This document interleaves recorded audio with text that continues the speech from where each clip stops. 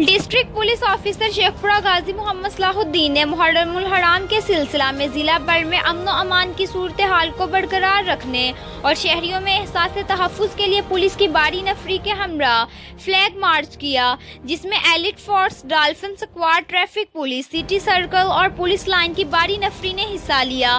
Flag march के इख्तिताम पर DPO Sheikhupura Ghazi Mohammad Salahuddin, additional SP captain Amir Khan Niazi के हमरा मीडिया से बात करते हुए कहा कि इस फ्लैग मार्च का मकसद मुहर्रमुल हराम में अवाम की जानो माल की हिफाजत और अमन की फिजा को कायम करने के लिए शेखपुरा पुलिस हर तरह मुतहर्रिक है।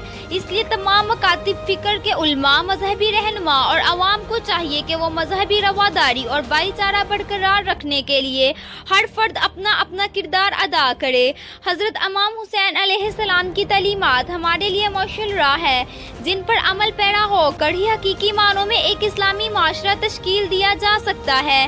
करबला में नवासे रसूल सल्लल्लाहु अलैहि वसल्लम और दीगर शुहदा की कुर्बानियां दीन की सरबुलंदी का जीना है।